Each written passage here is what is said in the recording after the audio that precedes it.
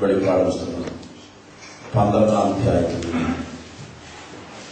ഒരു വേദഭാഗം ഇന്ന് രാത്രി ആധാരമായി വായിച്ചുകൊണ്ട് ദൈവാത്മാവ് എന്റെ ഹൃദയത്തിൽ പ്രകാശിപ്പിച്ച ഒരു സന്ദേശം നിങ്ങളുമായി പങ്കുവെച്ചാൽ എന്റെ വാക്കുകൾ ഉപസംഹരിക്കാനാണ് ആഗ്രഹിക്കുന്നു.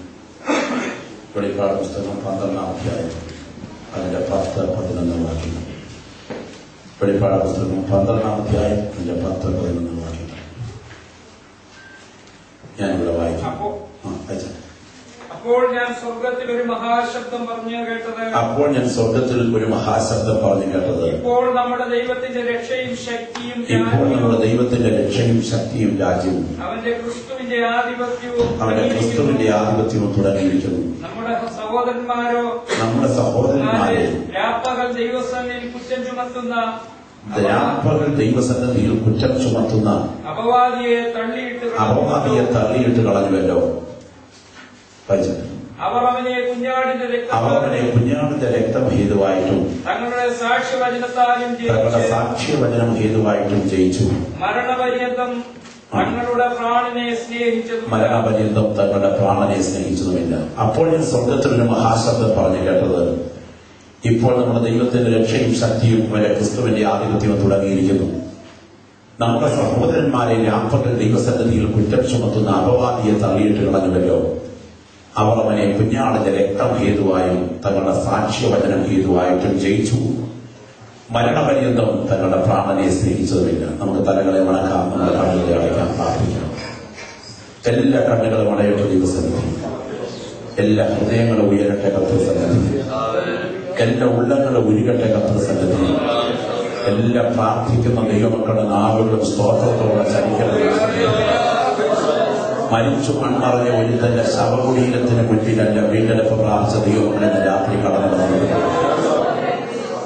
തിരുശേഷിപ്പിനെ ആരാധിപ്പാൻ മെഴുകുതിരി കത്തിച്ചു വന്നിരിക്കുന്നവരല്ലെന്ന കല്ലറയെ ഭേദിച്ചുയർത്തെഴുന്നേറ്റ കർത്താവിനെ ആത്മാവിൽ കണ്ടുകൊണ്ട് ഇന്ന് രാത്രി അവരെ ജയഘോഷം അർപ്പിപ്പാൻ കടന്നു വന്നിരിക്കുന്നവരാണ് ദൈവത്തിന്റെ ജനങ്ങൾ.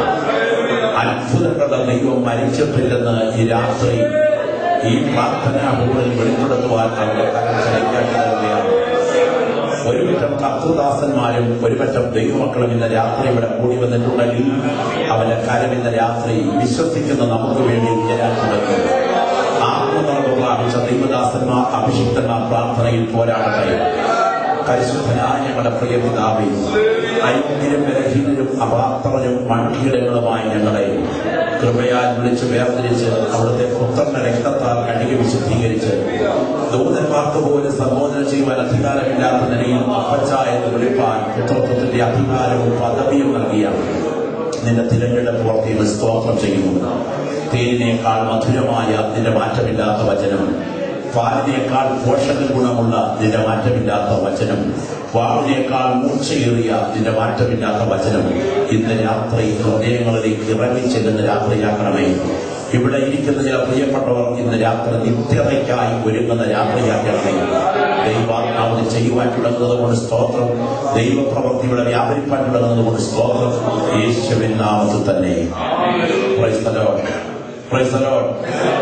മനോഹരമായിരിക്കുന്ന ഈ രാത്രിക്കായി ഞാൻ ദൈവത്തിന് സ്തോത്രം ചെയ്യുന്നു. ആദരണീയരായ കർത്തൃദാസന്മാരുടെയും ബഹുമാന്യരായ ദൈവമക്കളുടെയും നടുവിൽ കർത്താവിന്റെ വചനവുമായി നിൽക്കുവാൻ ദൈവമൊരുക്കിയ വിലപ്പെട്ട സന്ദർഭം ഞാൻ ഭാഗ്യമായി കരുതുന്നു.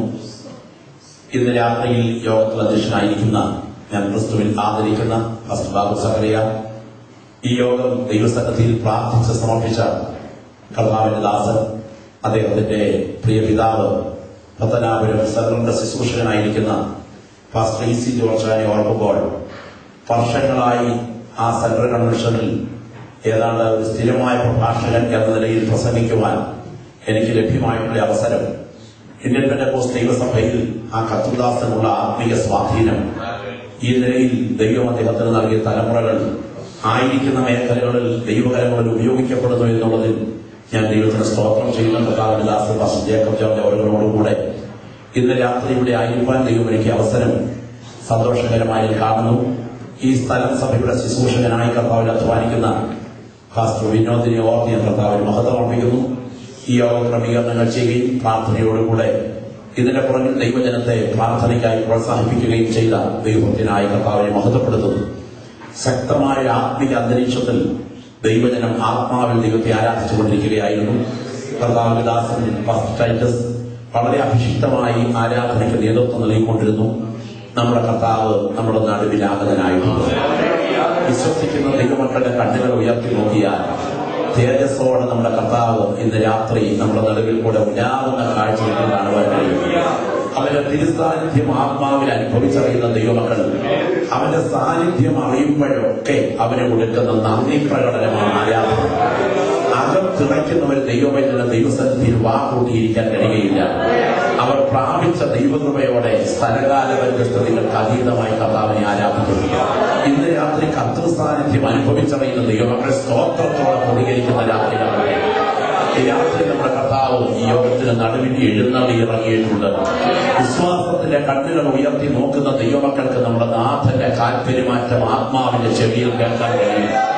ദൈവത്തിന്റെ സ്തോത്രം. വാകൂട്ടി ദൈവസന്നിധിയിൽ ഇരിക്കുന്നതല്ല ഒരു ദൈവവൈദ്യരുടെ അന്തസ്.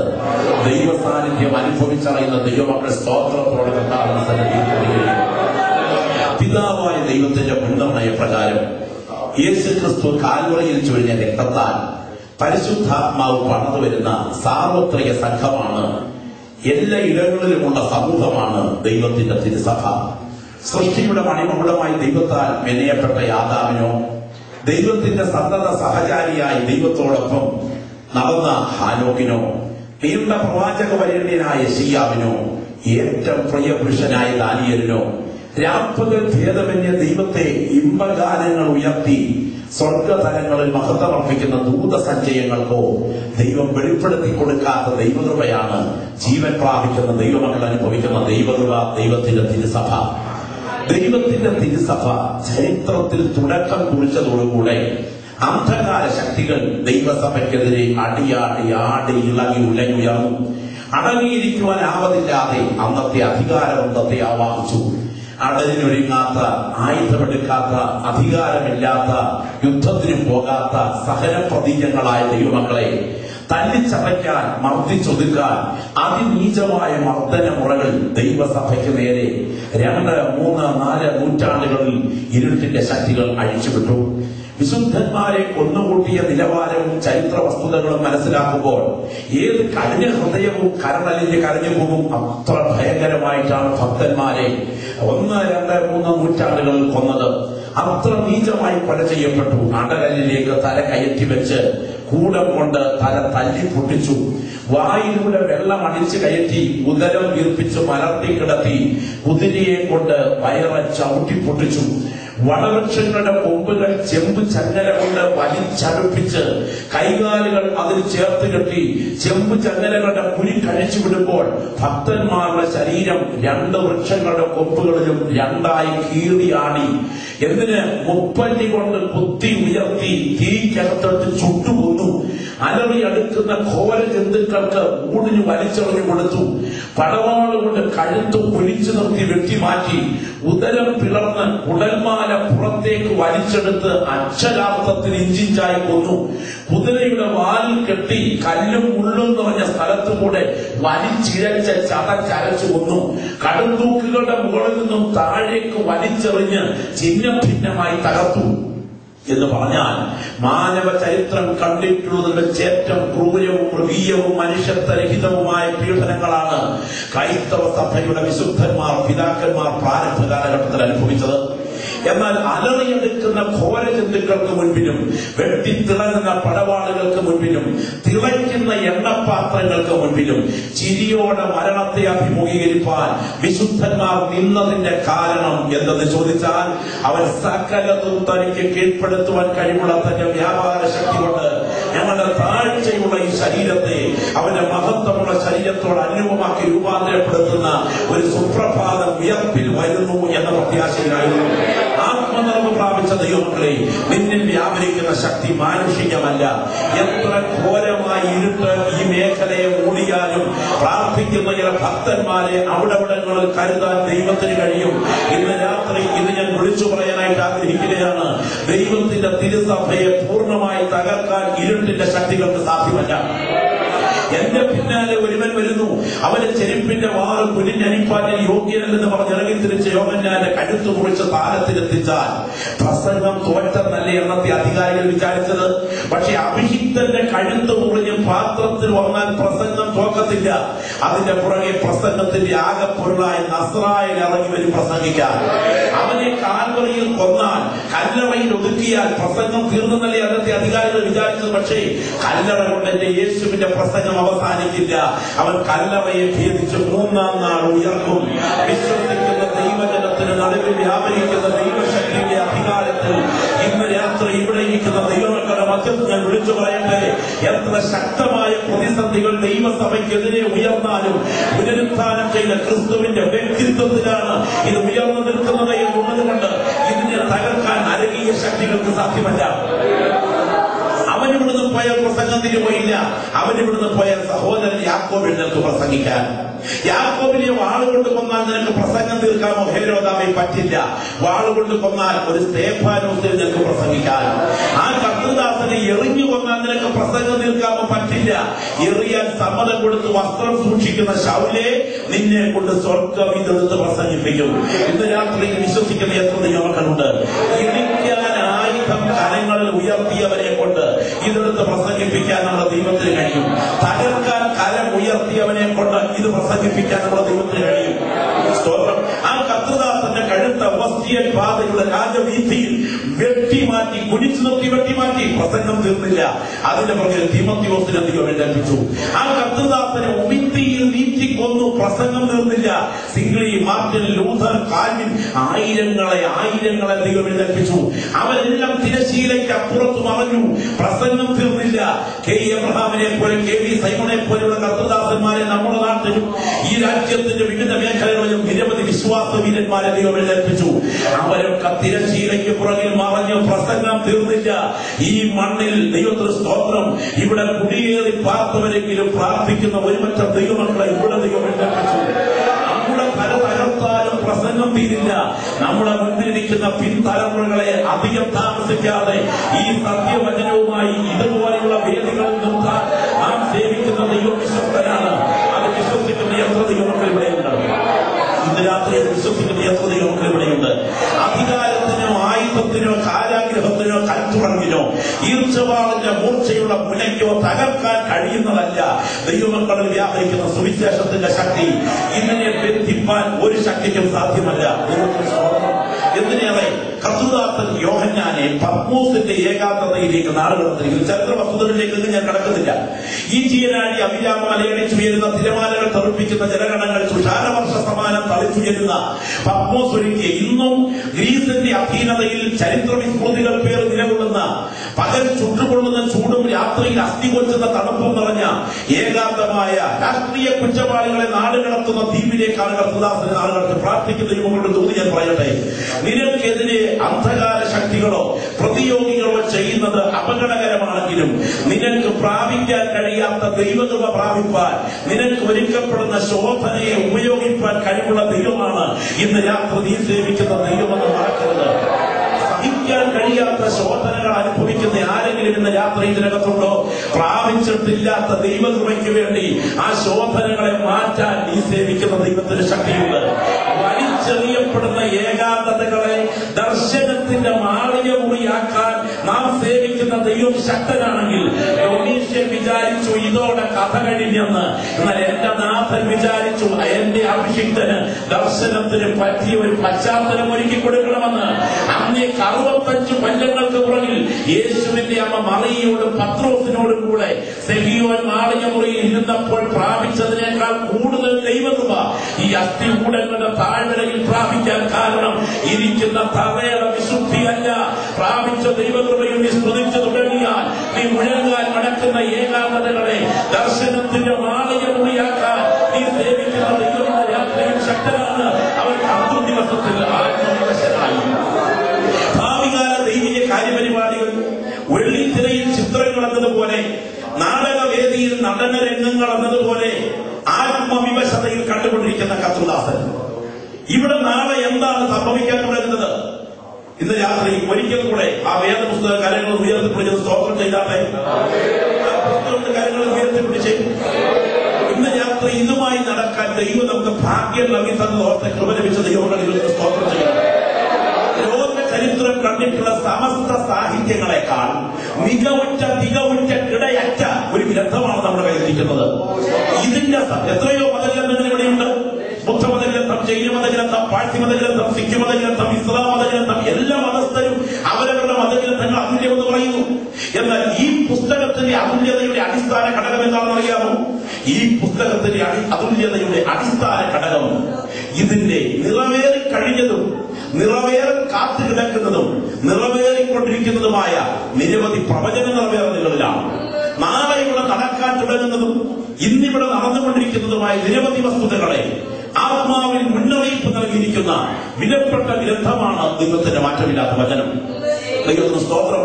ഈ പുസ്തകം പൊതുവെ ദൈവിക വെളിപ്പാടുകളുടെ അക്ഷയ കലവറയാണ്. ഓരോ അധ്യായങ്ങളിലും വെളിപ്പാടുകൾ നിറഞ്ഞു നിൽക്കുകയാണ്. ഓരോ അധ്യായങ്ങളിലും വെളിപ്പാടുകൾ നിറഞ്ഞു നിൽക്കുന്നു. ഒന്നാം അധ്യായത്തിൽ യേശു ക്രിസ്തുവിന്റെ ആളത്വത്തിന്റെ വെളിപ്പാടാണ്. മുഖം സൂര്യൻ ശക്തിയോടെ പ്രകാശിക്കുന്ന, കണ്ണുകൾ അഗ്നി ജ്വാലയ്ക്കൊത്ത് വെട്ടിത്തിളങ്ങുന്ന, മുഖത്തെ കൈകാലുകൾ ഉലയിൽ കാച്ചിപ്പഴിപ്പിച്ച് വെള്ളോട് സദൃശ്യമായ ആ നിലയങ്കി ധരിച്ച് നിലവിളക്കുകളുടെ നടുവിൽ ഉലാവുന്ന ദൈവപുത്രന്റെ വെളിപ്പാടാണ് ഒന്നാം അധ്യായം. രണ്ടാം അധ്യായം, മൂന്നാം അധ്യായം സപ്തസഭകളുടെ വെളിപ്പാടാണ്.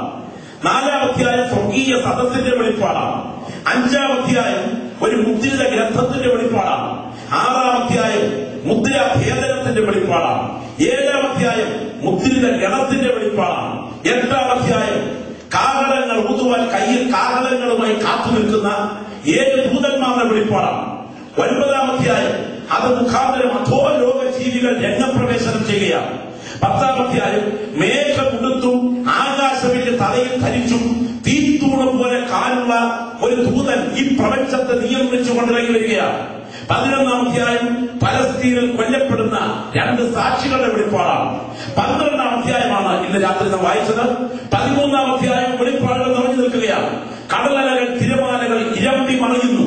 അതിനകത്തു നിന്ന് സിംഹഗർജനം പോലെയുള്ള ശബ്ദത്തോടും കൂടെയോ വികൃത ചേഷ്ടകളോടും കൂടെയോ ഒരു വിരൂപ തത്വം പോലെയുള്ള ഒരു മിശ്രമൃഗം കരയിലോട്ട് കയറി വരികയാണ്. കാൽ കരടിയുടെ കാൽ പോലെ, ഉടൽ പുള്ളിപ്പുലിയുടെ ഉടൽ പോലെ, വായ് സിംഹത്തിന്റെ വായ് പോലെ. യുഗത്തിന്റെ അന്ത്യത്തിൽ യൂറോപ്യൻ മേഖലയിൽ എഴുന്നേൽക്കുവാൻ തുടങ്ങുന്ന ആന്റി ക്രൈസ്റ്റിന്റെ രംഗപ്രവേശനം ചരിത്ര വസ്തുതകൾ നിരത്തിവെച്ചുകൊണ്ട് പ്രവചനാത്മാവിൽ ദൈവാത്മാവ് നൽകിയിരിക്കുകയാണ്. 14-ാം അധ്യായം സിയോൻ മലയിൽ കുഞ്ഞാടനോടുകൂടി രക്ഷിത ഗണത്തിന്റെ വെളിപ്പാടാണ്. 15-ാം അധ്യായം ക്രോധ കലശങ്ങളിൽ ഭൂമിയിലെ കൂറിയിറങ്ങുകയാണ്. 16-ാം അധ്യായം അത് മുഖാന്തരം പ്രകൃതി ഇളകി തകരുകയാണ്. അത്യുഗ്രമായ ന്യായവിധികൾ ഒരു കറുത്ത കാലത്തിന്റെ കലാശം വരുന്ന കഠിന പീഡനങ്ങളുടെ ഘോഷയാത്ര പോലെ ഈ മണ്ണിലേക്ക് ഒഴുകിയിറങ്ങുകയാണ്. 17-ാം അധ്യായം ഒരു മൃഗത്തിന്റെ പുറത്ത് ഒരു സ്ത്രീ ചവിട്ടിയിരിക്കുന്നു. ആ മൃഗം വെളിപ്പെടുവാൻ തുടങ്ങുന്ന ആന്റി ക്രൈസ്റ്റിന്റെ രാഷ്ട്രീയ വ്യവസ്ഥയാണ്. ആ സ്ത്രീ കൈവിടപ്പെടുവാൻ തുടങ്ങുന്ന മതവ്യവസ്ഥയാണ്. ഒടുവിൽ മൃഗത്തിന് പുറത്തിരിക്കുന്ന സ്ത്രീയെ മൃഗം കുടഞ്ഞ് നിലത്തിട്ട് ചവിട്ടി കീറുകയാണ്.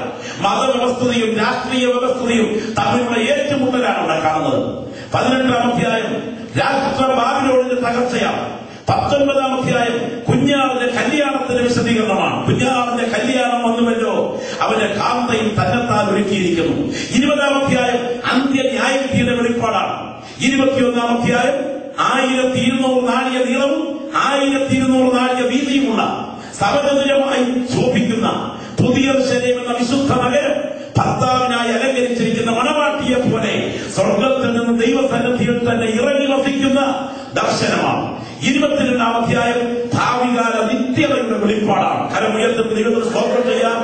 നാളെ ഇവിടെ നടക്കാൻ തുടങ്ങുന്ന സംഭവങ്ങൾ നൂറ്റാണ്ടുകൾക്കും സഹസ്രാബ്ദങ്ങൾക്കും പുറകിൽ അക്കമിട്ട് രേഖപ്പെടുത്തിയിരിക്കുന്ന വിശിഷ്ട പ്രവചന ഗ്രന്ഥവുമായി നടക്കാൻ ദൈവം നമുക്ക് ഭാഗ്യം നൽകിത്തത് ഓർത്ത് കൃപ ലഭിച്ച ദൈവങ്ങൾക്ക് ദൈവത്തിന് സ്തോത്രം ചെയ്യാൻ അവകാശമുണ്ട്. ഇത് 12-ാം അധ്യായത്തിലേക്ക് വരുമ്പോൾ വളരെ ശ്രദ്ധേയമായ ഒരു സംഭവമാണ് കാണാൻ കഴിയുന്നത്. 13-ാം അധ്യായവും 12-ാം അധ്യായവും ആത്മലോകത്തെ സ്പർശിക്കുന്നതാണ്.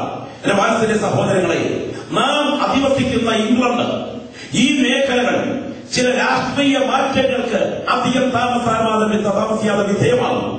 അത് ഗുരുതരമായ പ്രത്യാഘാതങ്ങളിലൂടെ കടന്നുപോകും. ഇവിടെ അധികം കാര്യങ്ങൾ ഇങ്ങനെ മുൻപോട്ട് നീങ്ങുകയില്ല. ഒരു കൊടുങ്കാറ്റിന് മുൻപിലെ ശാന്തതയിലാണ് ഞാനും നിങ്ങളും ഈ ദിവസങ്ങളിലൂടെ ആയിരിക്കുന്നത്. ഒരു കാര്യം ഓർത്തുകൊള്ളുക, സംഭവങ്ങൾ എത്ര ഗുരുതരമാണെങ്കിലും പ്രത്യാശ നിറഞ്ഞ ദൈവമക്കൾക്ക് ഒരു ഉറപ്പുണ്ട്. യുദ്ധം ആരംഭിക്കുന്നതിന് മുൻപ് സ്ഥാനാപതികളെ രാജ്യങ്ങൾ തിരിച്ചു വിളിക്കുന്നത് പോലെ ന്യായവിധി തുടങ്ങുന്നതിന് മുൻപ് യേശുവിന്റെ രക്തത്താൽ കഴുക പ്രാപിച്ച ദൈവമക്കൾ നിത്യ വീട്ടിലേക്ക് തിരിച്ചു വിളിക്കപ്പെടും. ദൈവത്തിന് സ്തോത്ര. സമയമുണ്ടെങ്കിൽ അടുത്ത രാത്രി എന്ന് വിശദീകരിക്കാം. ഇവിടെ നടക്കുവാൻ തുടങ്ങുന്ന ചില സംഭവ വ്യത്യാസങ്ങളുണ്ട്. പഴയ റോമാ സാമ്രാജ്യത്തിന്റെ ഇരികക്കല്ലുകൾക്കകത്തു നിന്ന് പുതിയ റോമാ സാമ്രാജ്യം ചരിത്രത്തിൽ ജനസമുദായ കടലിൽ നിന്ന് രംഗപ്രവേശനം ചെയ്യേണ്ടിയിരിക്കുന്നു. വെളിപ്പാട് പുസ്തകം 13-ാം അധ്യായം, ദാനിയേൽ പ്രവചനം 7-ാം അധ്യായം പരസ്പര പൂരകമാണ്, പരസ്പര ബന്ധിതമാണ്. ദാനിയേൽ പ്രവചനം 7-ാം അധ്യായത്തിൽ കാണുന്ന ഘോരവും ഭയങ്കരവുമായ മൃഗം ലോക ചരിത്രത്തെ കിടിലമുറപ്പിച്ച തങ്ങളുടെ അക്കബലത്താലും കരബലത്താലും ലോകത്തെ പിടിച്ചടക്കി ഒരു കാലഘട്ടത്തിൽ ധാരാളം മാംസം കടിച്ചീറി രക്തം കുടിച്ചൂറ്റിയ റോമാ സാമ്രാജ്യത്തിന് പ്രതീകമാണ്. എന്നാൽ അതിന്റെ തലയിൽ 10 കൊമ്പുകളോടുകൂടെ ഇരുന്നെങ്കിലും അത് ജനസമുദായ കടലിലേക്ക് മുങ്ങി മറയുകയാണ് ചെയ്തത്. നമുക്കറിയാം, റോമാ സാമ്രാജ്യം ചരിത്രത്തിൽ ജനസമുദായ കടലിൽ ആണ്ടുപോയി. എന്നാൽ വെളിപ്പാട് പുസ്തകം 13-ാം അധ്യായത്തിലേക്ക് വരുമ്പോൾ ഒരു ഘോരമൃഗം വീണ്ടും കടലിൽ നിന്ന് കയറി വരികയാണ്. ഇരമ്പലികളുടെ ഇടയിൽ നിന്ന് രംഗപ്രവേശനം ചെയ്യുന്ന ആ ഘോരമൃഗം പഴയ റോമാ സാമ്രാജ്യത്തിന്റെ വിഭജിക്കപ്പെട്ടു പോയ രാജ്യങ്ങളുടെ ഇനികക്കല്ലുകൾക്കകത്തു നിന്നും പുനരുദ്ധരിക്കപ്പെടുന്ന പുതിയ റോമാ സാമ്രാജ്യമാണ്. പുതിയ യൂറോപ്യൻ മേഖലകളുടെ ക്രോഡീകരണം വേദപുസ്തക പ്രവചനത്തിന്റെ മാറ്റമില്ലാത്ത വസ്തുതകളിലേക്ക് വിരൽ ചൂണ്ടുകയാണ്. അപ്പോഴേക്കും സംഭവിക്കുന്ന ആത്മലോകത്തിലെ ഒരു സംഭവം വെളിപ്പാട് പുസ്തകം 12-ാം അധ്യായത്തിലുണ്ട്. ഇങ്ങനെയാണ് കാണുന്നത്. സ്വർഗത്തിൽ ഒരു അടയാളം കാണാൻ സൂര്യനെ അണിഞ്ഞ ഒരു സ്ത്രീ, അവളുടെ കാൽക്കീഴിൽ ചന്ദ്രനും 12 നക്ഷത്രങ്ങളാൽ അങ്കിതമായ ഒരു കിരീടം അവൾ ധരിച്ചിരിക്കുന്നു. അവൾ ഗർഭിണിയായി പ്രസവവേദനപ്പെട്ട് നിലവിളിച്ചു. സ്വർഗത്തിൽ മറ്റൊരു അടയാളം കാണാൻ 7 തലയും 10 കൊമ്പും, കൊമ്പുകളിൽ 10 രാജമുടിയും തീ നിറമുള്ള ഒരു മഹാസർപ്പം. 7 പൂർണ്ണതയുടെ അക്കമാണ്. 7 തല ജ്ഞാനത്തിന്റെ പ്രതീകമാണ്. 7 തല ജ്ഞാനപൂർണതയുടെ അക്കമാണ്. കൊമ്പ് അധികാരത്തിന്റെ പ്രതീകമാണ്. 10 സാർവത്രികതയുടെ സംഖ്യയാണ്. 10 കൊമ്പ് സാർവത്രിക അധികാരത്തിന്റെ പ്രതീകമാണ്. തീ നിറം രക്തക്കൊതിയാണ്, ചോരക്കൊതിയുടെ പ്രതീകമാണ്. വാൽ കപടതയുടെ പര്യായവുമാണ്. അങ്ങനെയെങ്കിൽ ജ്ഞാനപൂർണനായ, അധികാരപൂർണനായ, രക്തക്കൊതിയനായ, കപടതയുടെ പര്യായമുള്ള ഒരു അമാനുഷിക ശക്തി ഈ ആകാശത്തിന്റെ അവധിയിൽ, ഈ വ്യോമപാളികൾക്കുള്ളിൽ, ഈ മേഘമണ്ഡലത്തിൽ നിന്നുകൊണ്ട് അവരോഹണ ക്രമത്തിൽ അധികാരം പങ്കുവച്ച് ഈ മേഖലയെ ഭരിക്കുകയാണ്. സ്വർഗത്തിന്റെ ശെക്കയിലെ വെട്ടേറ്റ് അത് നിലത്തേക്ക് ഇറങ്ങുന്ന ദിവസങ്ങൾ മുൻപിൽ വരികയാണ്. സ്വർഗത്തിൽ യുദ്ധമുണ്ടായി. ഇപ്പോൾ എഴുതിയിരിക്കുന്ന പ്രസവിക്കാറായ സ്ത്രീ പ്രസവിച്ചു കഴിഞ്ഞ ഉടനെ കുട്ടിയെ കിട്ടേണ്ടതിന് വേണ്ടി മഹാസർപ്പം സ്ത്രീയുടെ അടുക്കലേക്ക് ഇഴഞ്ഞെടുത്തു. കുട്ടി ദൈവത്തിന്റെ സിംഹാസനത്തിലേക്ക് വേഗമെടുക്കപ്പെട്ടു. കുട്ടിയെ കിട്ടാഞ്ഞ വൈരാഗ്യം, വൈരനിര്യാതനം അമ്മയോടായതുകൊണ്ട് മഹാസർപ്പം സ്ത്രീക്ക് നേരെ വായിൽ ജലം പ്രവഹിപ്പിച്ചു. അപ്പോൾ സ്വർഗത്തിൽ യുദ്ധമുണ്ടായി. മിഖായേലും അവന്റെ ദൂതന്മാരും മഹാസർപ്പവുമായി പടവെട്ടി. മഹാസർപ്പം അവന്റെ ദൂതന്മാരുമായി പടവെട്ടി ജയിച്ചില്ലതാനും. ഭൂതലത്തെ മുഴുവൻ തെറ്റിച്ചു കളയുന്ന പിശാചും സാത്താനും മഹാസർപ്പവുമായ പഴയ പാമ്പിനെ ഭൂമിയിലേക്ക് തള്ളിക്കളഞ്ഞു. അവന്റെ ദൂതന്മാരെയും അവനോടൊപ്പം തള്ളിക്കളഞ്ഞു. അപ്പോൾ സ്വർഗത്തിൽ ഒരു മഹാശബ്ദം പറഞ്ഞു കേട്ടത്, ഇപ്പോൾ നമ്മുടെ ദൈവത്തിന്റെ രക്ഷയും ശക്തിയും അവന്റെ ക്രിസ്തുവിന്റെ ആധിപത്യവും തുടങ്ങിയിരിക്കുന്നു. നമ്മുടെ സഹോദരന്മാരെ രാപ്പകൽ ദൈവസന്നിധിയിൽ കുറ്റം ചുമത്തുന്ന അപവാദിയെ തള്ളിയിട്ട് കളഞ്ഞുവല്ലോ. അവർ അവനെ കുഞ്ഞാളിന്റെ രക്തം ഹേതുവായും തങ്ങളുടെ സാക്ഷ്യ വചനത്താലും ജയിച്ചു. മരണപര്യന്തം തങ്ങളുടെ പ്രാണനെ സ്നേഹിച്ചതുമില്ല.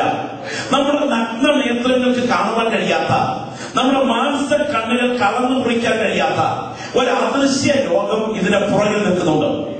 ഞാൻ ചോദിക്കട്ടെ, ഒരിക്കലെങ്കിലും എക്സ്റേ എടുക്കാൻ എക്സ്റേ എടുക്കുന്നവരെ നിങ്ങൾ മാംസപേശികളെ തുളച്ചു കയറി അസ്ഥികളുടെ ഉൾചിത്രമെടുക്കുന്ന എക്സ്റേ റൈസുകൾ നിങ്ങളുടെ നഗ്ന നേത്രങ്ങൾ കൊണ്ട് നിങ്ങൾ കണ്ടിട്ടുണ്ടോ? നമ്മുടെ വീട്ടിൽ ഉപയോഗിക്കുന്ന ടി വി അതിന്റെ റിമോട്ട് കൺട്രോളിലൂടെ പുറപ്പെടുന്ന ഇൻഫ്രാറെഡ് കിരണങ്ങൾ നമ്മുടെ നഗ്ന നേത്രങ്ങളോട് നമുക്ക് കാണുവാൻ കഴിയുന്നുണ്ടോ? നമ്മുടെ നാട്ടിലുള്ള വവ്വാൽ എന്നൊരു ജീവിയിലെ വവ്വാൽ പുറപ്പെടുവിക്കുന്ന ശബ്ദതരംഗങ്ങൾ മുൻപിലത്തെ തടസ്സത്തിൽ ചെന്നു തട്ടി തിരിച്ച് തടസ്സം മാറി യാത്ര ചെയ്യാൻ വവ്വാൽ പുറപ്പെടുവിക്കുന്ന ശബ്ദതരംഗങ്ങൾ കേൾക്കാൻ നമ്മുടെ ചെവിക്ക് കേൾവിശക്തിയുണ്ടോ? അപ്പോൾ നമ്മുടെ കണ്ണിന് കാണാൻ കഴിയാത്ത, നമ്മുടെ ചെവിക്ക് കേൾക്കാൻ കഴിയാത്ത ഒരു അദൃശ്യ ലോകം ഇതിന്റെ പുറകിൽ നിൽക്കുന്നുണ്ട്. ആത്മനിറവ് പ്രാപിച്ച ദൈവമക്കൾ അവറ്റകളുമായി പോരാട്ടത്തിലാണ്. ജീവൻ പ്രാപിച്ച ദൈവമേ, നീ കളിക്കളത്തിലല്ല, നീ പോർക്കളത്തിലാണ്. നീ കളിക്കളത്തിലല്ല, നീ കുലക്കളത്തിലാണ്. നിന്റെ പ്രതിയോഗി നിന്നെക്കാൾ പ്രബലനാണ്. എന്നാൽ അവനെ ജയിക്കാനുള്ള അധികാരം ഇന്ന് രാത്രിയും നിനക്കായി വ്യാപരിച്ചുകൊണ്ടിരിക്കുന്നു. ഈ അദൃശ്യ ശക്തികളുടെ ഉത്ഭവം എവിടെയാണ്? ഇവയുടെ ആദ്യ മഹത്വം എന്താണ്? ഇവ വിശദമായി ചിന്തിക്കേണ്ടതുണ്ട്. ഒരു വസ്തുത ഓർക്കുക, എന്താണ് പോരാട്ടം? എതിരാളിയെ തറപറ്റിക്കുന്നത് വരെ ഏർപ്പെട്ടിരിക്കുന്ന മല്ല യുദ്ധം, ഇതാണ് പോരാട്ടം. നിന്റെ ദൈവകൃപയെ തറപറ്റിക്കുന്നത് വരെ, നിന്റെ ശുശ്രൂഷയെ തറപറ്റിക്കുന്നത് വരെ, നിന്റെ താരന്തികളെ തറപറ്റിക്കുന്നത് വരെ, നിന്റെ വാഗ്ദത്തങ്ങളെ തറപറ്റിക്കുന്നത് വരെ, നിനക്കെതിരെ നിന്റെ കണ്ണുകൊണ്ട് കാണുവാൻ കഴിയാത്ത അദൃശ്യ മേഖലയിൽ നിന്നുകൊണ്ട് പോരാടുന്ന ഒരു ഇരുട്ടിന്റെ ശക്തി ഇതിന്റെ പുറകിലുണ്ട്. അതിനെ ജയിക്കാൻ നിന്റെ മാംസശേഷി കൊണ്ട് സാധ്യമല്ല. എന്നാൽ അറുക്കപ്പെട്ട കുഞ്ഞാടുന്ന നിത്യ നിയമത്തിന്റെ രക്തത്തിന്റെ ശബ്ദം നിന്റെ അധരത്തിൽ ഉദ്ധരിച്ച് ആശ്രയിച്ച് സ്തോത്രം ചെയ്താൽ അതിന്റെ പുറകിൽ ജയം വ്യാപരിച്ചുകൊണ്ടിരിക്കുകയാണ്. ഈ രാത്രി ഇവിടെ നിന്ന് ആത്മാവിൽ ആരാധിക്കുന്ന ദൈവമക്കൾ അറിയണം, നിന്റെ കുടുംബത്തിനെതിരെ പോരാട്ടമുണ്ട്, നിന്റെ ശുശ്രൂഷയ്ക്കെതിരെ പോരാട്ടമുണ്ട്, നിന്റെ സ്വകാര്യ ജീവിതത്തിനെതിരെ പോരാട്ടമുണ്ട്, നിന്റെ ആത്മീയതയ്ക്കെതിരെ പോരാട്ടമുണ്ട്, നിന്റെ സഭയ്ക്കെതിരെ പോരാട്ടമുണ്ട്. നിന്റെ സഭയുടെ ആരാധനയെ മന്ദീഭവിപ്പിക്കുവാൻ, നിന്റെ സഭയുടെ ഐക്യതയെ തകർക്കുവാൻ, നിന്റെ സഭയിൽ ദുരുപദേശം കടത്തുവാൻ, നിന്റെ സഭയെ ആത്മീയമായി മന്ദീഭവിപ്പിക്കുവാൻ, നിന്റെ സഭയെ ഭൗതികമായി ഉറക്കിക്കിടത്തുവാൻ സഭയ്ക്കെതിരെ പോരാടുമ്പോൾ നിന്റെ കുടുംബ ജീവിതത്തെ തകർക്കുവാൻ, നിന്റെ ഭാര്യാഭർത്തൃ ജീവിതത്തിന്റെ ഐക്യതയെ ഇല്ലാതാക്കുവാൻ, നിന്റെ കുടുംബ പ്രാർത്ഥനയെ വേണ്ടാതാക്കുവാൻ, നിന്റെ തലമുറയുടെ മേൽ കഷ്ടത അയക്കുവാൻ, നിന്റെ വാഗ്ദത്തങ്ങൾക്ക് കാലതാമസം വരുത്തുവാൻ നിന്റെ കുടുംബത്തിനെതിരെ പോരാട്ടമുള്ളപ്പോൾ നിന്റെ വ്യക്തി ജീവിതത്തിനെതിരെ പോരാട്ടമുണ്ട്. നിനക്ക് കാണുവാൻ കഴിയാത്ത മേഖലയിൽ നിന്നുകൊണ്ട് അവറ്റകൾ നിന്റെ വ്യക്തിത്വത്തിനെതിരെ യുദ്ധം ചെയ്യുകയാണ്. തെറ്റുകുറ്റങ്ങളുടെ കൂടെയുള്ള ആക്രമണം നിമിത്തം നിന്റെ ഇച്ഛാശക്തിയെ ബലഹീനമാക്കി നിന്നെ കൊണ്ട് ആവർത്തിച്ച് രഹസ്യമായി പാപം ചെയ്യിച്ച് ഒരു നാൾ നിന്നെ പരസ്യകോലമാക്കത്തക്ക വിധം നിന്റെ ജഡത്തെ ആസക്തിയാൽ മൂടുവാൻ നിന്റെ ജഡത്തിനെതിരെ അവൻ യുദ്ധത്തിലാണ്. ഇത് മനസ്സിലാക്കുന്ന ജീവൻ പ്രാപിച്ച ദൈവമക്കൾ, നിന്റെ മാംസശേഷി കൊണ്ട് ജയമെടുക്കാൻ പറ്റില്ല. അതിന്റെ പുറകിൽ യേശുവിന്റെ രക്തത്തിന്റെ അധികാരം ഉപയോഗിക്കുന്ന രാത്രിയായി രാത്രി മാറണം. ഞാൻ ഇന്ന് രാത്രി പറയട്ടെ, ഇത്രയും ദൈവമക്കളെ ഈ ഹോളിനകത്ത് കൂടി വന്നിട്ടുണ്ടെങ്കിലും ഇത്രയും അഭിഷിക്തന്മാർ ഒരുമിച്ച് യേശുവിന്റെ അധികാരമുള്ള നാമത്തിൽ ജയമെടുത്ത് പ്രാർത്ഥനയിൽ പോരാടിയാൽ ഇന്ന് രാത്രി ഈ യോഗം അവസാനിക്കുന്നതിന് മുൻപ് നമ്മുടെ കണ്ണുകൾക്ക് കാണുവാൻ കഴിയാത്ത മേഖലയിൽ ചില ദൈവപ്രവർത്തികൾ നമുക്ക് വേണ്ടി ചെയ്താൽ അവന്റെ കരമിവിടെ ചലിച്ചുകൊണ്ടിരിക്കുക. ദൈവത്തിന് സ്തോത്രം. അവന്റെ രാജരഥത്തോട് ബന്ധിച്ച് നിന്നെ നിത്യ നരകത്തിലേക്ക് വലിച്ചിഴയ്ക്കത്തക്ക വിധം ആസക്തികളുടെ ആത്മാവ് നിന്റെ ജഡത്തിൽ ആധിപത്യം പുലർത്തി കടിഞ്ഞാറ് പൊട്ടിയൊരു കാട്ടുകുതിരയെ പോലെ പാപത്തിന്റെ വഴിയിലൂടെ രഹസ്യമായി പോകുവാൻ നിന്റെ ജഡത്തെ ബന്ധിക്കാൻ ശ്രമിക്കുന്ന ഇരുട്ടിന്റെ അധികാരത്തിന്മേൽ ഇന്ന് രാത്രി പ്രാർത്ഥനയുടെ നടുവിൽ ആത്മാവിൽ ജയമെടുക്കാൻ അഭിഷിക്തന്മാരുടെ അധരങ്ങൾ അധികാരത്തോടെ ചലിക്കട്ടെ. അത്ഭുതങ്ങളുടെ ദൈവം മരിച്ചിട്ടില്ലെന്ന് അവന്റെ കരം സ്വർഗത്തിൽ ഇന്ന് രാത്രിയുടെ വെളിപ്പെടുത്തുവാനായിട്ടുണ്ട്. പരീക്ഷയിൽ ഉന്നത വിജയം നേടുന്ന വിദ്യാർത്ഥി ആരാണ്? ചോദ്യമില്ലാതെ പറയാം. പരീക്ഷയിൽ ഉന്നത വിജയം നേടുന്ന വിദ്യാർത്ഥി മറ്റാരുമല്ല, വരുവാൻ തുടങ്ങുന്ന ചോദ്യങ്ങളെ ഭാവനയിൽ കണ്ടുകൊണ്ട് ഉത്തരവെഴുതാൻ പഠിക്കുന്ന വിദ്യാർത്ഥി. യുദ്ധത്തിൽ ഉന്നത വിജയം നേടുന്ന സൈന്യമേതാണ്? ഉത്തരം ഇങ്ങനെയാണ്: വരുവാൻ തുടങ്ങുന്ന ശത്രുവിന്റെ നീക്കത്തെ ഭാവനയിൽ കണ്ടുകൊണ്ട് അവയ്ക്കെതിരെ കരുനീക്കാൻ കഴിയുന്ന സൈന്യം. അങ്ങനെയെങ്കിൽ ആത്മീയ പോരാട്ടത്തിൽ ജയം നേടുന്ന ദൈവവേദനയാണ്. വിശ്വസിക്കുന്ന ദൈവമക്കളെ ഞാൻ പറയട്ടെ, നിന്റെ വാഗ്ദത്തത്തിനെതിരെ, നിന്റെ ശുശ്രൂഷയ്ക്കെതിരെ, നിന്റെ ദൈവകൃപയ്ക്കെതിരെ, നിന്റെ താരതമ്യങ്ങൾക്കെതിരെ ആവനാഴിയിൽ ആയുധം തയ്യാറാക്കുന്ന ഇരുട്ടിന്റെ ശക്തികൾക്ക് നേരെ പ്രാർത്ഥനാമുറിയിൽ ജയമെടുക്കുന്ന ദൈവവേദൻ അവിടെ ജയം വ്യാപരിച്ചാൽ മറ്റു മേഖലകളിൽ ജയം വ്യക്തമായി സംഭവിക്കും. തിരികല്ലിനിടയിലെ ഗോതമ്പ് മണി അരയാൻ രണ്ട് കല്ലുകൾ ജനങ്ങൾക്കിടയിലെ ഒരു ഗോതമ്പ് മണിയിലേക്ക് മർദ്ദം ഉപയോഗിക്കപ്പെടുന്നത് പോലെ നിന്റെ ദൈവകൃപയെ അരച്ചു കളയാൻ നിനക്കെതിരെ മർദ്ദം ഉപയോഗിക്കുന്ന ഇരുട്ടിന്റെ ശക്തികളുണ്ട്. എന്നാൽ പ്രാർത്ഥിക്കുന്ന ദൈവമക്കൾ ഇന്ന് രാത്രി ആത്മാവിൽ അറിയണം, അതിനെതിരെ ഉപയോഗിക്കുവാൻ ഒരു അധികാരത്തിന്റെ വാക്ക് നിന്റെ നാവിൽ രാത്രി വ്യാപരിക്കട്ടെ. ആ വാക്കിന്റെ രാത്രി ഞാൻ വിളിച്ചു പറയുന്നു, ഹാവേലിന്റെ രക്തത്തേക്കാൾ ഗുണകരമായി സംസാരിക്കുന്ന പുണ്യാഹ രക്തം. രാത്രി ആത്മസ്നാനം പ്രാപിച്ച ദൈവമക്കൾ യേശുവിന്റെ രക്തത്താൽ ജയമെന്ന് ഇരിക്കുന്ന ഇരുപ്പിൽ വിളിച്ചു പറയുമ്പോൾ അതിന്റെ പുറകിൽ അധികാരം വ്യാപരിക്കാൻ കാരണം ഈ രക്തത്തിന്റെ ശക്തി ഇന്ന് രാത്രി ഇവിടെ വെളിപ്പെടുന്ന രാത്രിയാണ്. മാംസപേശികളിലേക്ക്, അസ്ഥി ഘടനകളിലേക്ക്, രക്തധമനികളിലേക്ക്, കുടുംബ ബന്ധങ്ങളിലേക്ക്, വാഗ്ദത്തത്തിനെതിരെയുള്ള ഇരുട്ടിന്റെ കോട്ടകളിലേക്ക് യേശുവിന്റെ രക്തത്തിന്റെ ശക്തി ഇന്ന് രാത്രി കടന്നു ചെന്നാൽ ഈ യോഗം ആശീർവാദം പറയുന്നതിന് മുൻപ് അവന്റെ ബലമുള്ള കലം നിനക്കായി ചലിക്കാതിരിക്കുകയില്ല. എത്ര ദൈവമക്കൾ ഈ രാത്രിയുടെ വിശ്വസിക്കുന്നുണ്ട്? ലോകത്തിന് ആർക്കെല്ലാം രക്തമുണ്ട്, എല്ലാവർക്കും രക്തമുണ്ട്. എന്നാൽ യേശുവിന്റെ രക്തത്തിന്റെ പ്രത്യേകത എന്താണ്? നിരവധി ആളുകൾ ഇവിടെ മരിച്ചിട്ടുണ്ട്. നമുക്കറിയാം, അവന്റെ ചട്ടിയിൽ വേകുന്ന ഭക്ഷണം അവന്റെ കൈകൊണ്ട് വാരി കഴിക്കാൻ അനുവദിക്കൂ എന്ന് പറഞ്ഞുകൊണ്ട് കറുത്തവർക്കാരുടെ സ്വാതന്ത്ര്യത്തിന് വേണ്ടി പോരാടിയ എബ്രഹാം ലിങ്കനെ നീചമായി വെടിവെച്ചു വന്ന വെള്ളക്കാരുടെ ആധിപത്യം. എന്നാൽ ആ രക്തം ചിന്തി മരിച്ച എബ്രഹാം ലിങ്കന്റെ മരണം നമ്മുടെ പ്രസംഗ വിഷയമല്ല. സ്വന്തം സുരക്ഷിതത്വ നേതൃത്വം നൽകിയ വിഭാഗത്തിന്റെ സൈന്യത്തിന്റെ സംരക്ഷണ വിഭാഗങ്ങളുടെ വെടിയേറ്റ് ചോരയിൽ കുളിച്ച് മരിച്ചയാളാണ് ഇന്ത്യയുടെ ഉരുക്കു വനിതയായ ഇന്ദിരാഗാന്ധി. പക്ഷേ ആ മരണം നമ്മുടെ പ്രസംഗ വിഷയമല്ല. പ്രാർത്ഥനാ സ്ഥലത്തിരുന്ന് പ്രാർത്ഥിക്കുമ്പോൾ ഗോഡ്സെയുടെ വെടിയേറ്റ് രക്തത്തിൽ കുളിച്ച് മരിച്ചയാളാണ് മഹാത്മജി. ആ മരണവും നമ്മുടെ പ്രസംഗ വിഷയമല്ല. അത് താനും എന്നൊരു സ്ത്രീയുടെ ബോംബാക്രമണത്തിൽ ശരീരഭാഗങ്ങൾ ചിതറി വീണ് മരിച്ചയാളാണ് അത് രാജീവ് ഗാന്ധി. ആ മരണവും നമ്മുടെ പ്രസംഗ വിഷയമല്ല. രാജീവ് ഗാന്ധി രക്തം ചിന്തി മരിച്ചു, ഇന്ദിരാഗാന്ധി രക്തം ചിന്തി മരിച്ചു, മഹാത്മാഗാന്ധി രക്തം ചിന്തി മരിച്ചു. ഈ രക്തം ചിന്തലൊന്നും നമ്മുടെ പ്രസംഗ വിഷയമല്ലാതിരിക്കുമ്പോൾ ഹാവേലിന്റെ രക്തത്തെക്കാൾ ഗുണകരമായി സംസാരിക്കുന്ന യേശുവിന്റെ രക്തത്തെക്കുറിച്ച് ഇന്നേക്ക് 2000 കൊല്ലങ്ങൾക്ക് പുറകിൽ ഒരു നഗരവീഥിയിൽ വഴിയോരത്ത് ഉയർന്നു നിൽക്കുന്ന 3 കുരിശുകൾക്ക് നടുവിൽ ഉയർന്നു നിൽക്കുന്ന കുരിശിൽ ആവാത ചൂടം നിണമണിഞ്ഞ് മരിച്ച യേശുവിന്റെ രക്തത്തെക്കുറിച്ച് കൃപ പ്രാപിച്ച ദൈവമക്കൾ ഇത്ര ഉച്ചത്തിൽ പ്രസംഗിക്കാൻ കാരണം എന്താണെന്നറിയാമോ? ആ രക്തം സാധാരണ രക്തമല്ല.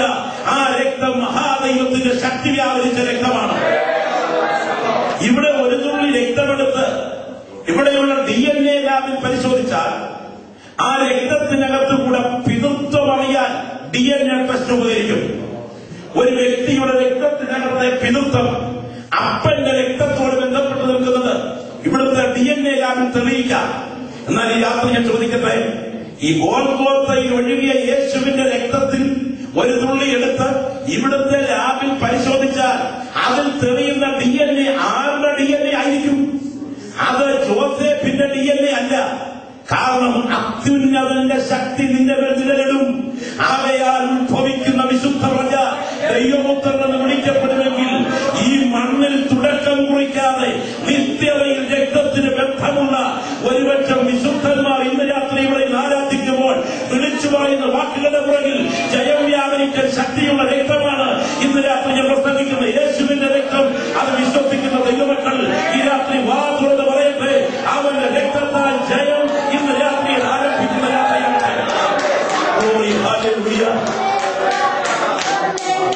പോൾ യോഗീശ്വരന്റെ കർത്തൃദാസന്റെ കത്തുന്ന അനുഭവങ്ങൾ എന്ന ഒരു ഗ്രന്ഥത്തിൽ വായിച്ച അനുഭവം ഓർക്കുന്നു.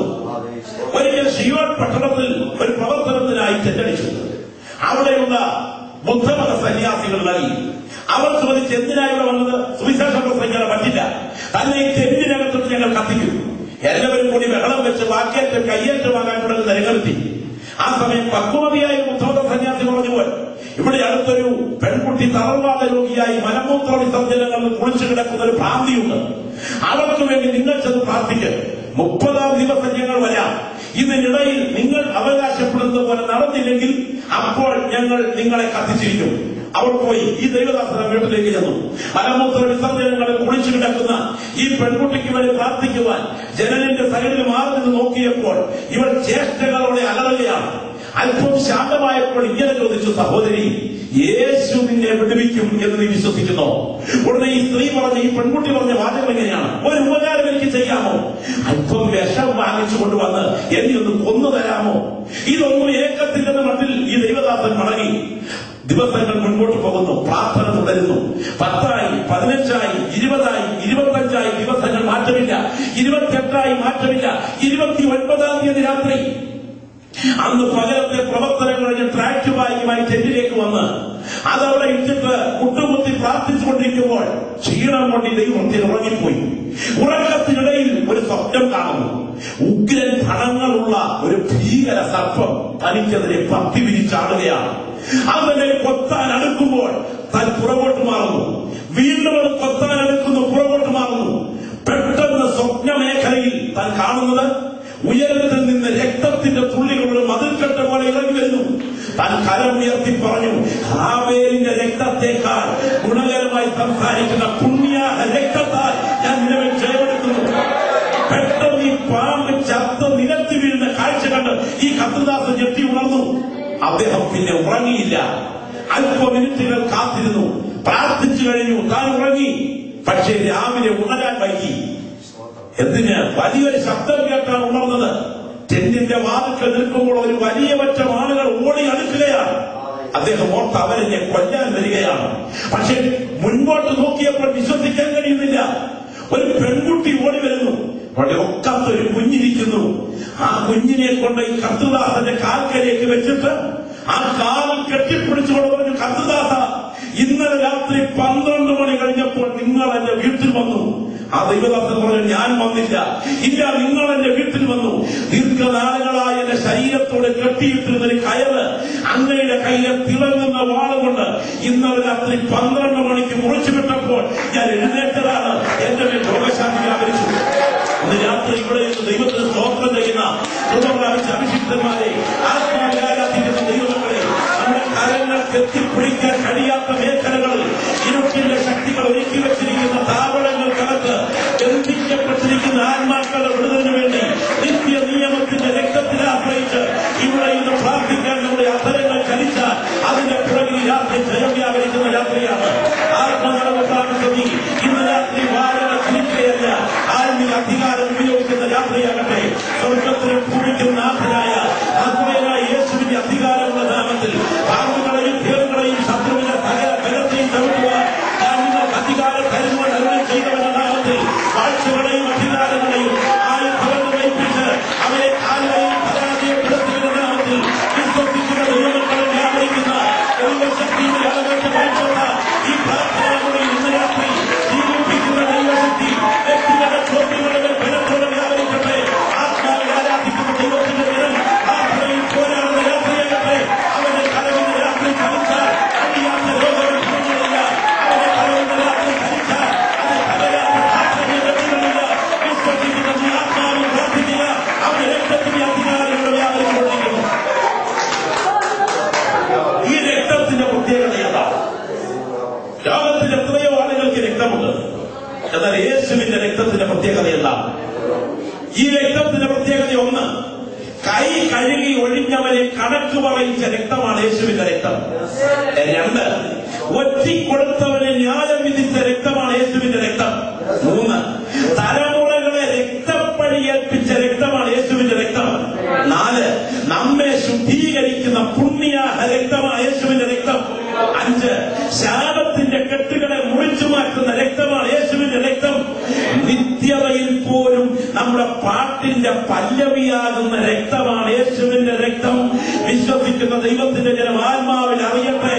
ഇന്ന് രാത്രി ഇവിടെ ഇരിക്കുന്ന സകല വ്യക്തികളുടെയും വിഷയങ്ങൾക്ക് ചേരുന്ന രക്തമാണ് ഇന്ന് രാത്രി ഞങ്ങൾ പ്രസംഗിക്കുന്ന നിത്യനിയമത്തിന്റെ രക്തം.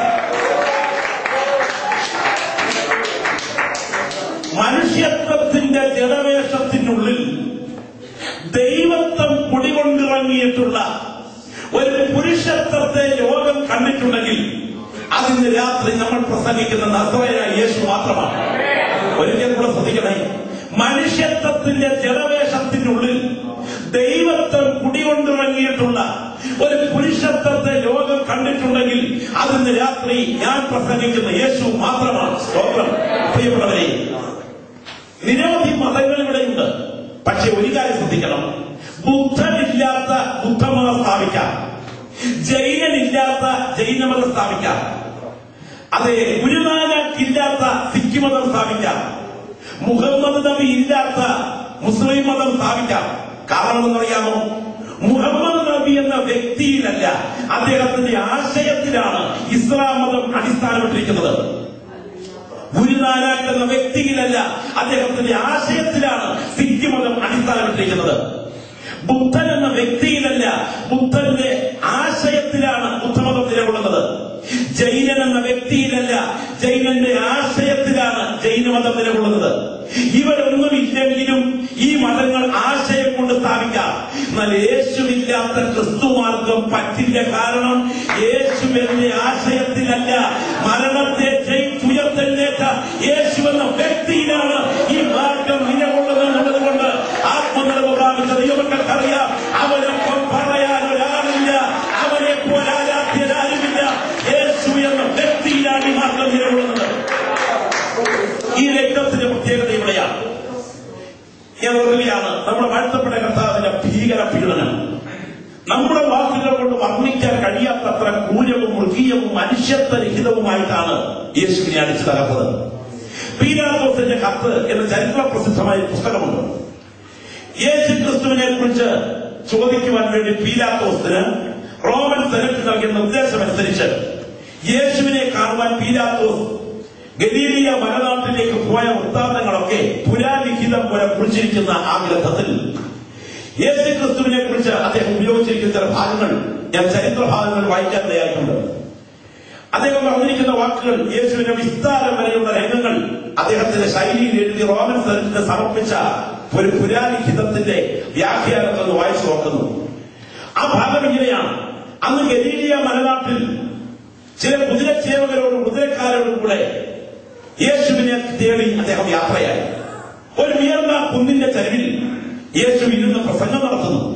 ആ കൂട്ടത്തിനിടയിലേക്ക് പീലാത്തോസ് കയറി നിന്നു. പീലാത്തോസ് എഴുതുന്നു, അദ്ദേഹത്തിന്റെ വാക്കുകളിലെ വിശുദ്ധി എന്റെ ചങ്കിൽ തറച്ചു, എന്നെ ഉറയ്ക്കുന്നത് പോലെ അദ്ദേഹത്തിന്റെ കണ്ണുകൾ എന്നെ അന്വേഷിക്കുന്നത് പോലെ എനിക്ക് തോന്നി. ഏതായാലും എന്റെ സംരക്ഷണ വിഭാഗത്തിൽപ്പെട്ട ആളുകളെ അവിടെ നിർത്തിയിട്ട് ഞാൻ പോയി. ഞങ്ങൾ കൃത്യമായി റിപ്പോർട്ട് എടുത്തു.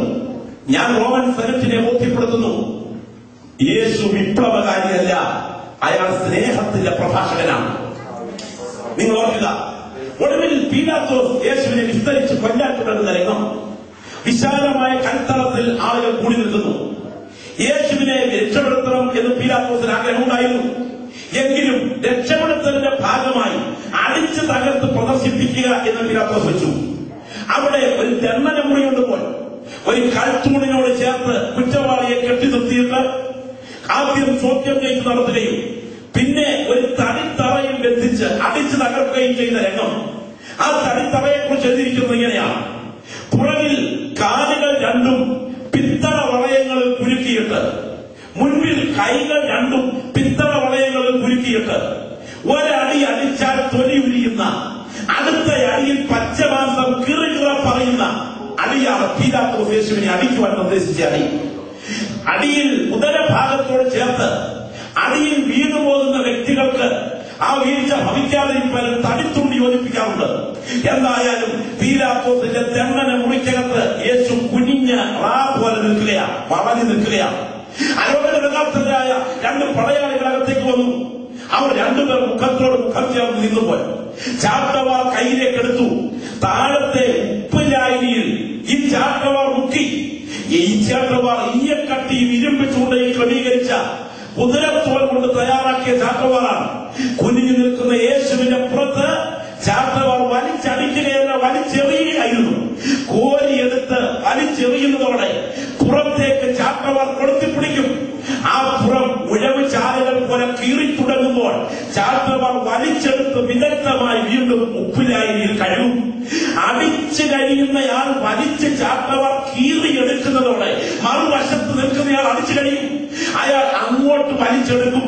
തലങ്ങും വിലങ്ങും അടിച്ച് തകർത്ത പുറമുഴവുചാലുകൾ പോലെ കീറി രക്തത്തിൽ കുളിച്ചു നിൽക്കുന്ന വ്യക്തി ആരെന്നറിയാമോ? ഇന്ന് രാത്രി പ്രത്യാശ നിറഞ്ഞ ദൈവമക്കൾക്ക് വിശ്വാസ കണ്ണുകളാൽ അവനെ കണ്ടിട്ട് പറയാൻ കഴിയും, അധികം താമസിക്കാതെ ആകാശമേഘങ്ങളെ വാഹനമാക്കി മടങ്ങി വരുവാൻ തുടങ്ങുന്ന നസ്രയനായ യേശു അടിയേറ്റവിടെ തകരുകയാണ്. ഒടുവിൽ വിസ്താര സദസ്സിൽ നിന്ന്, പീലാത്തോസിന്റെ കൽത്തളത്തിൽ നിന്ന്, ഗബത്തയിൽ നിന്ന് ഗോൽഗോഥയിലേക്ക് അടിച്ച് തകർത്ത തൊലിയുരിഞ്ഞ ശരീരത്തിന് പുറത്ത് മരം ഉരത്തി ഗോൽഗോഥയിലെത്തി. പക്ഷേ അതിനു മുമ്പ് ഒരു സംഭവമാണ് നടന്നു. പ്രിയപ്പെട്ടവരെ, പീലാത്തോസ് കയ്യിൽ വെള്ളമെടുത്തു, കൈ കഴുകി, എന്നിട്ട് പറഞ്ഞു, ഈ രക്തത്തിൽ എനിക്ക് പങ്കില്ല, നിങ്ങൾ തന്നെ നോക്കിക്കൊള്ളുക. കൈ കഴുകി ഒഴിയുന്നു പീലാത്തോസ്. ഇന്ന് രാത്രി ഞാൻ നിങ്ങളുടെ മുൻപിൽ നിന്ന് പറയുന്നു തിരിച്ച്, പീലാത്തോസേ, നിനക്ക് ഈ രക്തത്തിൽ പങ്കുണ്ട്. നിനക്കറിയില്ലേ യേശു കുറ്റവാളിയല്ലെന്ന്? അറിയാം. ഇതിനിടയിൽ നടന്നൊരു സംഭവം നിങ്ങൾക്കറിയാം. അതിൽ ആ ചരിത്രം കൂട്ടിച്ചേർത്തിരിക്കുന്ന ഭാഗം ഇങ്ങനെയാണ്. ആ കൂട്ടത്തിനിടയിൽ ഒരു പരിചാരകൻ ഓടിക്കയറി വരുന്നു. പീലാത്തോസിന്റെ ഭാര്യ ക്ലൗദിയയുടെ കത്ത് കൈമാറുന്നു. ആ കത്തിലെ വൃത്താന്തം ഒരു ചിത്രീകരണമായിരുന്നപ്പോൾ അവൾ ഒരു സ്വപ്നം കണ്ടു. ആ സ്വപ്നത്തെ കുറിച്ച് ഇങ്ങനെ കേൾക്കുന്നു: ആകാശമേഘങ്ങൾ തമ്മിൽ കളിക്കുന്നത് പോലെ, ഒരു സിംഹാസനം രൂപപ്പെട്ടതുപോലെ, ആ മേഘവാണികൾക്കിടയിലൂടെ ദൂതന്മാരുടെ അകമ്പടിയോടെ ആ സിംഹാസനത്തിൽ ഇറങ്ങി വരുന്നത് പോലെ, ഒടുവിൽ അങ്ങയുടെ സ്ഥലം വന്ന് വിടിയുന്നത് പോലെ. അയ്യോ, ഞാൻ ഭയപ്പെട്ട സ്വപ്നം കണ്ട്. അയാൾ ഒരു കുറ്റവാളിയല്ല, നസ്രയനായ യേശു ഒരു സത്യനാണ്, സത്യവിശുദ്ധനാണ്. അയാള് അതെ ഒരിക്കൽ പോലും വിധിക്കരുതെന്ന് പറഞ്ഞുകൊണ്ട് പീലാത്തോസിന്റെ ഭാര്യ ക്ലൗദിയ കൊടുക്കുന്ന കത്ത്. എന്ത് പറയട്ടെ, ഞാൻ കാര്യം പറയട്ടെ, സ്വന്തം ഭാര്യയുടെ സ്വപ്നത്തിന്റെ റിപ്പോർട്ട് യേശു കുറ്റവാളിയല്ല. ഇയാളുടെ പ്രസംഗം കേൾക്കാൻ പോയതിന്റെ റിപ്പോർട്ട് യേശു കുറ്റവാളിയല്ല. ഇയാളുടെ വിസ്താരത്തിന്റെ റിപ്പോർട്ട് യേശു കുറ്റവാളിയല്ല. യേശു കുറ്റവാളിയല്ലെന്ന് ബോധ്യമായിട്ടും എന്താ പീലാത്തോസേ നീ കൈ കഴുകി ഒഴിയുന്നത്? അവൻ പറയും, കുറ്റവാളിയല്ലെന്നറിയാം, പക്ഷെ കൈ കഴുകി ഒഴിഞ്ഞില്ലെങ്കിൽ എന്റെ കസേര തെറിക്കും. എന്തിനാ കൈ കഴുകി ഒഴിയുന്നത്? സത്യം അറിഞ്ഞിട്ടും നിലനിൽപ്പിന് വേണ്ടി നീ സത്യത്തെ മൂടിയാൽ ഈ രക്തം നിന്നോട് കണക്ക് തീർക്കും. ഇന്ന് രാത്രി ഒരിക്കൽ കൂടെ ഞാൻ വിളിച്ചു പറയട്ടെ, സത്യം അറിഞ്ഞതിന് ശേഷം സത്യത്തിന് വിപരീതമായി നിന്റെ കരമുയർന്നാൽ ഈ സത്യം ഒരു ദിവസം നിന്നോട് കണക്ക് തീർക്കും. കൈ കഴുകി ഒഴിഞ്ഞാലും കണക്ക് തീർക്കുന്ന രക്തമാണ് ഇന്ന് രാത്രി ഞങ്ങൾ പ്രസംഗിക്കുന്ന നസ്രയനായ യേശുവിന്റെ രക്തം. എന്തിന് കൈ കഴുകി ഒഴിഞ്ഞു? യേശുവിന്റെ ക്രൂശീകരണം നടന്നു. അടുത്ത ദിവസം എന്താണ് പലസ്തീനിൽ നടന്നത്? നിങ്ങൾ അറിയണം. അടുത്ത ദിവസം യസേന്യ, എരിവുക, ഹഠാരക്ക, ഈ വിപ്ലവകാരികൾ പലസ്തീനിൽ വിപ്ലവം അടിച്ചുവിട്ടു. വിപ്ലവം അടിച്ചടക്കാൻ നിവൃത്തിയില്ലാത്ത സാഹചര്യത്തിൽ റോമൻ സെനറ്റ് പീലാത്തോസിനെ തിരികെ വിളിച്ച് അദ്ദേഹത്തെ വീട്ടിലേക്ക് അയച്ചു. ആ ജോലി നഷ്ടപ്പെട്ട പീലാത്തോസ് വീട്ടിൽ ചെന്നപ്പോൾ ഭാര്യ ക്ലൗദിയ ക്രിസ്തു സ്നേഹിയായി അവരെ ഇട്ടിട്ട് പോയി. ഒടുവിൽ പീലാത്തോസിന്റെ ചരിത്രം അവസാനിക്കുന്നത് ഒരു ഭ്രാന്തനായി എന്ന നിലയിലാണ്. അർദ്ധരാത്രിയിൽ സ്വപ്നം കണ്ട് കയ്യിൽ ചോര എന്നലറി ഭിത്തിയിലും മരത്തിന്റെ ചുവട്ടിലും കൈതൂത്ത് ഒടുവിൽ ഒരു ജലാശയത്തിൽ കൈ കഴുകി. അവസാനം ആ ജലാശയത്തിൽ തന്നെ ഇയാളുടെ രക്തോടി ചത്തുമുങ്ങി. ഒരു പുരാലിഖിതത്തിൽ പീലാത്തോസിന്റെ ഭാര്യ ക്ലൗദിയ ഈ മനോരോഗിയായി നിലവിളിക്കുന്ന പീലാത്തോസിനെ ആശ്വസിപ്പിക്കുന്ന ഒരു ചരിത്രഭാഗമുണ്ട്. ആ ചിത്രീകരണം കൂടെ ആ കാലഘട്ടത്തിലെ പുരാലിഖിതത്തിൽ കൊടുത്തിട്ടുണ്ട്. പീലാത്തോസിന്റെ ഭാര്യ ക്ലൗദിയ പീലാത്തോസിന്റെ തോളിൽ പിടിച്ചുകൊണ്ട് നിൽക്കുന്നു. പീലാത്തോസ് തലമുടി വിച്ചിപ്പറിച്ച് വസ്ത്രം വലിച്ചു കീറി ഒരു വികൃതനായി അട്ടഹസിച്ചുകൊണ്ട് വെള്ളം കൈകൊണ്ട് കോരി കുളത്തിൽ നിന്ന് കഴുകിക്കൊണ്ടിരിക്കുന്നു.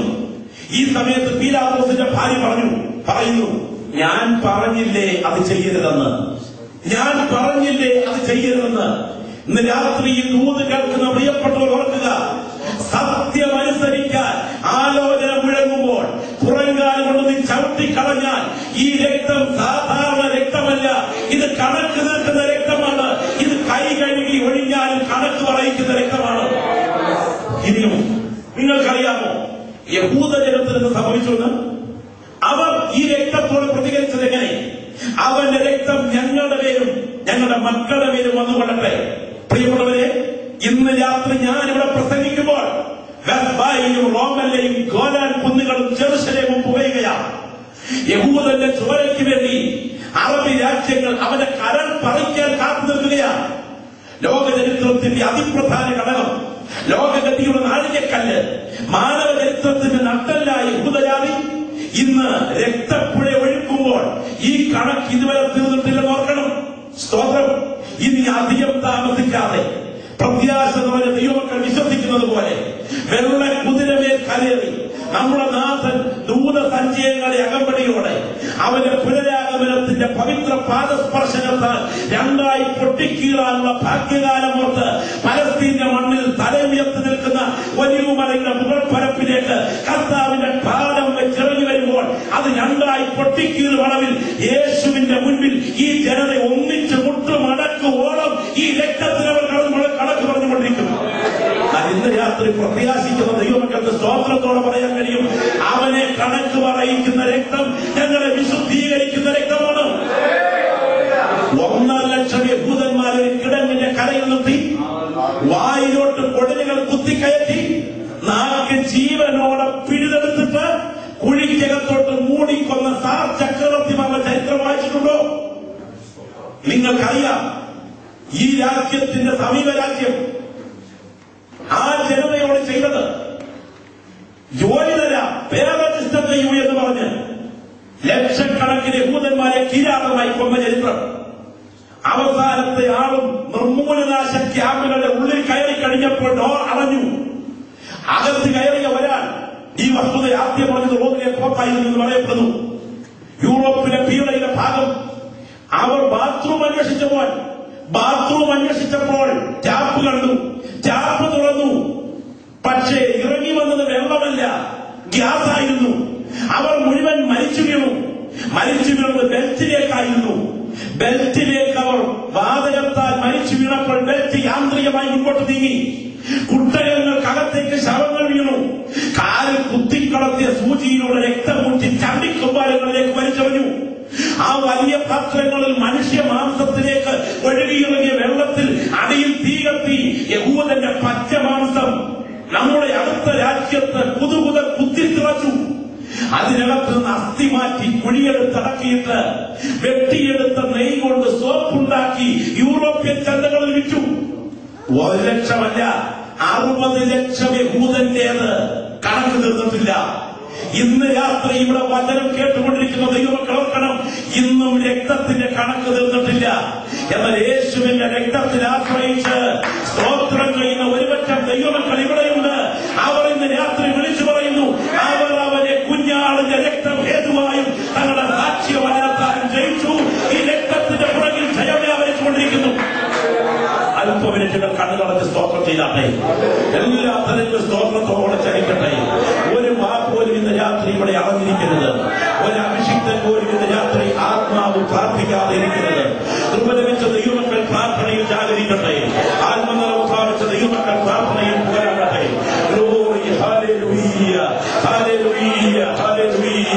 നീ കടന്നു വന്നിരിക്കുന്ന വിഷയങ്ങൾക്ക് നടുവിൽ എത്ര വലിയ പ്രതിസന്ധികൾ ഉയർന്നു നിന്നാലും നിന്റെ പ്രാർത്ഥനാ മേഖലയിൽ എതിരെ ഉയർന്നു നിൽക്കുന്ന ഇരുട്ടിന്റെ ശക്തികൾ പ്രബലമാണെങ്കിലും യേശുവിന്റെ രക്തത്തിന്റെ ശക്തി ഇന്ന് രാത്രി കടങ്കെട്ട് വീണ വിഷയത്തിന്റെ അകത്തേക്ക് ആത്മാവിൽ ഉറങ്ങുന്ന രാത്രിയാണ്. അവന്റെ ദാസന്മാരായ ഞങ്ങൾ ഇന്ന് രാത്രി ഇവിടെ പ്രാർത്ഥിച്ചുകൊണ്ടിരിക്കുമ്പോൾ ദൈവിക അധികാരം ഈ മുറിക്കകത്ത് വ്യാപരിച്ചുകൊണ്ടിരിക്കുകയാണ്. നിന്റെ കണ്ണുകൾക്ക് കാണുവാൻ കഴിയാത്ത മേഖലയിൽ നിന്റെ വാക്തത്വത്തിനെതിരെ പണമുയർത്തുന്ന ഇരുട്ടിന്റെ ആധിപത്യത്തിന്റെ യേശുവിന്റെ രക്തം ഇന്ന് രാത്രി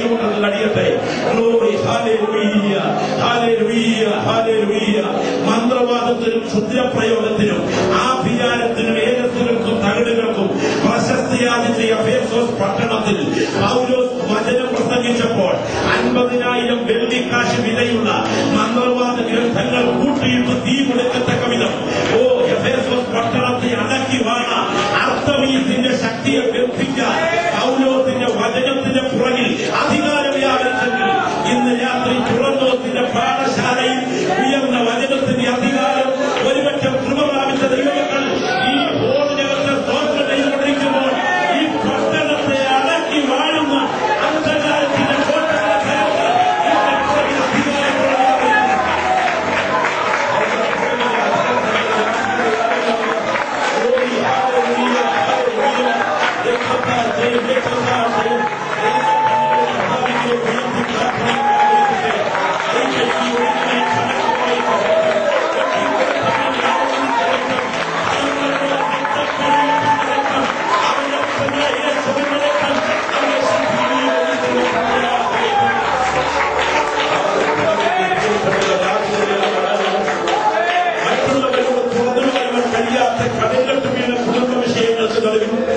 പരിഹാരമില്ലാത്ത ഉയർന്നു നിൽക്കുന്ന ചോദ്യങ്ങൾക്ക് നടുവിൽ എത്ര പ്രതിസന്ധികൾ നിന്റെ മുൻപിൽ ഉയർന്നാലും ഇന്ന് രാത്രി കർത്തൃദാസന്മാരായി ഞങ്ങൾ ആത്മാവിന്റെ അധികാരത്തോടെ പ്രാർത്ഥിക്കാൻ തുടങ്ങുമ്പോൾ നിന്റെ പ്രാർത്ഥനാ വിഷയത്തെ രക്തത്തിന്റെ ശക്തി ഈ ഹോളിനകത്ത് ആത്മമേഖലയിൽ ഏറ്റെടുത്തിട്ട് നിന്റെ കൈ തുടർത്തിയ ദൈവപ്രവർത്തികൾ നിനക്ക് വേണ്ടി ആത്മമേഖലയിൽ നടത്താൻ അവന്റെ കാര്യം ഇവിടെ ചലിക്കുകയാണ്.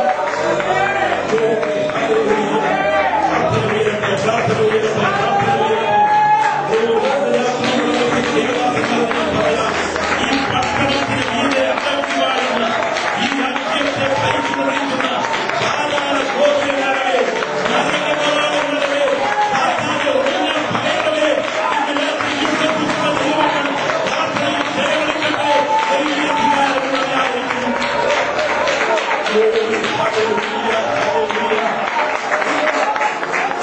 തലയിൽ മുൾമുടി അണിഞ്ഞവനായി മുഖത്തെ രോമങ്ങൾ വലിച്ചു പറിക്കപ്പെട്ടവനായി നിലാവ് കുത്തി പിളർക്കപ്പെട്ടവനായി ആപാദ ചൂടം ചെറുതൊഴുക്കിക്കൊണ്ട് കാൽവറിയിൽ പിടഞ്ഞു വലിച്ച ദൈവപുത്രന്റെ ക്രൂശിത രൂപം ഇന്ന് രാത്രി ഞാനിവിടെ ഉയർത്തുകയാണ്. നിത്യതയിലേക്ക് നമുക്ക് എത്തി നോക്കാൻ കഴിയുന്ന വഴിയും വാതിലും അതാണ്. നിന്റെ വിഷയത്തിന് പരിഹാരം അവിടെയാണ്. സുഹൃത്തെ, നീ അഭിമുഖീകരിക്കുന്ന പ്രതിസന്ധി ആയിരമായാലും അതിനൊറ്റ പരിഹാരമാകും കാൽവറിയിൽ ഉയർത്തപ്പെട്ട ക്രൂശാണ്. ഇന്ന് രാത്രി നിൽക്കുന്ന നിൽപ്പിൽ നിന്നുകൊണ്ട് നിന്റെ കണ്ണുകൾ കർത്താവിലേക്ക് ഉയർത്തിയിട്ട് ആ ക്രൂശിന്റെ ചുവട്ടിലേക്ക് അടുത്ത് എന്നാൽ നാളെ രാത്രിയല്ല, ഈ 7:09 സമയം അവന്റെ കരം നിന്റെ വിഷയത്തെ ഈ രാത്രി വിശ്വാസത്തോടെ പ്രാർത്ഥിക്കുക. അന്ന് കൂടുതൽ